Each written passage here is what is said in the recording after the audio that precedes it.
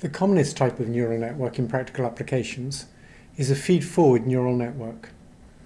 This has some input units in the first layer at the bottom, some output units in the last layer at the top, and one or more layers of hidden units.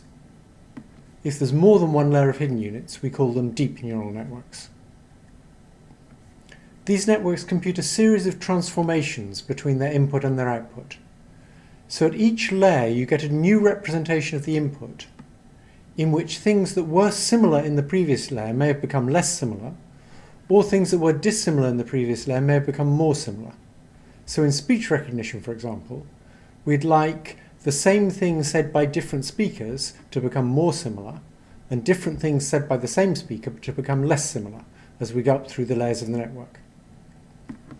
In order to achieve this, we need the activities of the neurons in each layer to be a nonlinear function of the activities in the layer below. Recurrent neural networks are much more powerful than feed-forward neural networks. They have directed cycles in their connection graph.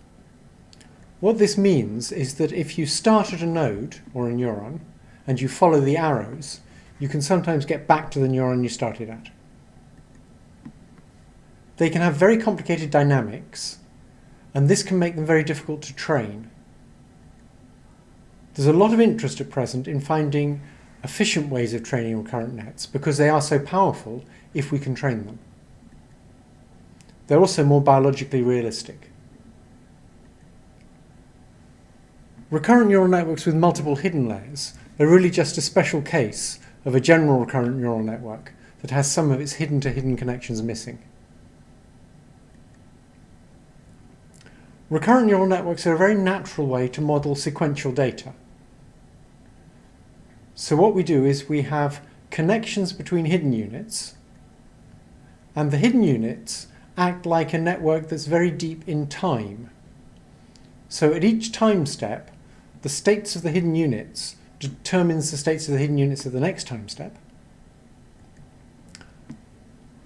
One way in which they differ from feed-forward nets is that we use the same weights at every time step. So if you look at those red arrows, where the hidden units are determining the next state of the hidden units, the weight matrix depicted by each red arrow is the same at each time step. They also get inputs at every time step and often give outputs at every time step, and those all use the same weight matrices too. Recurrent nets have the ability to remember information in their hidden state for a long time. Unfortunately, it's quite hard to train them to use that ability. However, recent algorithms have been able to do that. So just to show you what recurrent neural nets can now do, I'm going to show you a net designed by Ilya Sutskever. It's a special kind of recurrent neural net, slightly different from the kind in the diagram on the previous slide. And it's used to predict the next character in a sequence. So Ilya trained it on lots and lots of strings from English Wikipedia. It's seeing English characters and trying to predict the next English character. He actually used 86 different characters to allow for punctuation and digits and capital letters and so on. After he'd trained it, one way of seeing how well it can do is to see whether it assigns high probability to the next character that actually occurs. Another way of seeing what it can do is to get it to generate text.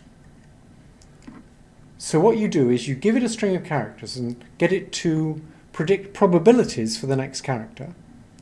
Then you pick the next character from that probability distribution. It's no use picking the most likely character.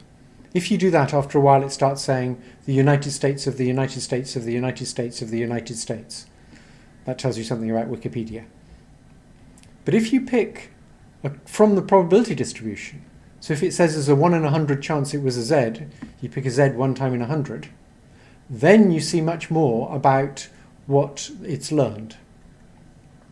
The next slide shows an example of the text that it generates. And it's interesting to notice how much is learned just by reading Wikipedia and trying to predict the next character. So remember, this text was generated one character at a time. Notice that it makes reasonably sensible sentences, and they're composed almost entirely of real English words. Occasionally it makes a non-word, but they're typically sensible words. And notice that within a sentence, it has some thematic sense. So the phrase, several Irish intelligence agencies in the Mediterranean region, has problems, but it's almost good English. Notice also the thing it says at the end, such that it is the blurring of appearing on any well-paid type of box printer. There's a certain sort of thematic thing there about appearance and printing, and the syntax is pretty good. And remember, that's one character at a time. Quite different from recurrent nets are symmetrically connected networks. In these, the connections between units have the same weight in both directions. John Hopfield and others realized that symmetric networks are much easier to analyze than recurrent networks. This is mainly because they're more restricted in what they can do, and that's because they obey an energy function. So they can't, for example, model cycles. You can't get back to where you started in one of these symmetric networks. Symmetrically connected networks without hidden units are called Hopfield nets. When you give them hidden units, they're much more powerful. They're called Boltzmann machines. They're more powerful because they can model complicated correlations between their inputs. They're less powerful than recurrent neural networks because they still can't model cycles. But one nice property of them is they have a beautifully simple learning algorithm. We'll cover Boltzmann machines towards the end of this course. It turned out to be hard to get them to work well, but now they work well and they can do quite impressive things.